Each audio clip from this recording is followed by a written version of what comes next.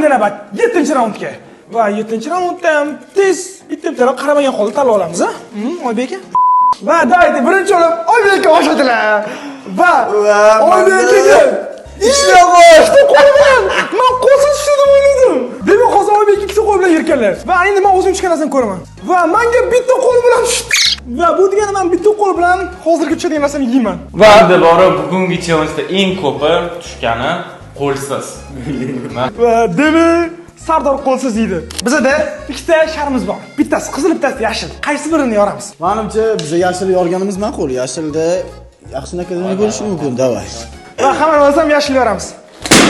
Bu sharishdan yana ikkita qog'oz chiqdi. Bittasi nakazaniya, bittasi biz yeydigan narsa. Va bo'lmasa qog'ozni ochamiz. Va birinchi qog'oz yeydigan narsamiz ekan. Va bu yeydigan narsamiz. Dragon fruit deymiz hozir biz. Ikkita qo'llar bilan, ha. Eng qiziq bu qo'lsiz qanaqasiga tishing bilan postini ochasan. O'zim bilmay qoldim. Postini ta'mi shunaqa yomon. Va ayni navbat nakazaniga. Va nakazaniya. Короче, bu 7-raunddagi tushgan nakazaniya. Bitta qo'l kimga tushgan bo'lsa, o'shani bitta qo'lini boshi bilan birga sko'chlab qo'yarlar ekan. Va shu holda yeyish kerak. Nima bu? Demak, sizlar shunda qo'lsizmi? Yo'q, men bor, men qilaman. Nima kiymayman. Nima? O'rtoqlar, iltimos bu yerda narsa tarqatmanglar, chunki bu cringe'dan sharmanda bo'lib ketaman. No, hamma o'zimning challenge'im va o'zim buni bajaraman. Bela. No, mashq holda men yeyishim kerak hozir. Lekin qarang, qo'lim bunday qilsam bo'ladi. Chunki qo'lim tepaga qarab sko'chlangan holda yeyishim kerak. Ya'ni qo'lim tikka turish kerak degan emas. Rezinka o'ynamasin faqat. Rezinka o'ynamaslik harakat qilaman. Lekin rezinka javob bera olmayman. O'ynab qolsam to'g'rilaymiz. Lekin shu holda men yeyishim kerak. No'xamal bo'lmasa, endi rahmat o'sha bu raund tushgan dragon fruitlarni olib kelishga. No'xamal bo'lmasa, o'rtoqlar bilan navbat tez-tez yeb olishga va birinchidan Oybek aka ikkita qo'l bilan buni ochib yeying. Mana o'rtoqlar bu tayyor qilib qo'yilgan menimcha. O'zimda qilsa ochiladi bu. O'zi ochishni bilasizmi buni? Endi ochamiz hozir. Umringizda yeganmisiz dragon fruit? Unda men o'sha kamyob dragon fruitni maza qilib olaman, bismillah. Ta'mini yeb ko'rsam bilasan. Yo, chayna.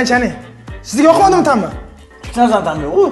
No, okay, demak Oybek aka bu narsani yedilar va Oybek akadan bir bor bor. Va endi men navbatim. Va men qo'limni mamnaqa qilib bu dragon fruitni ochaman. Ya'ni bitta qo'ldaman men. Mana, men hozir boshlashda ocha olish kerak. Va mana ocha oldim, men buni hozir qanaqa tishlayman? Bu yoqqa qo'yman-da, aniq tishlayman. Xullas o'rtoqlar, bu raundda ham men narsamni yeb olib, o'zim shartim bajardim. Va davaydi, endi Sardor navbati. Va Sardor, Короче, agar sizlarda qanaqadir ideyalaring bo'lsa, kommentariyada yozib qoldiringlar. Что qanaqasiga qo'lsiz bu narsani yesa bo'ladi. Lekin men o'ylab topgan usul cringe bo'lsa ham mashhur bo'ldi. Eng muhimi hozir yutishim kerak men. Qo'l ochildi. Ozgina ochildi lekin. Ozgina ochildi, vot. Bu meni imkonim, endi qolgan tishim bilan ocha olaman. Bu narsani lekin borib birinchi marta yeb ko'rdim. No, kako kivini ta'mi kelar ekan. Ozgina kivi bilan как bodringda ta'mi. Xullas o'rtoqlar, ko'rib turganingizdek Sardor ham yedi.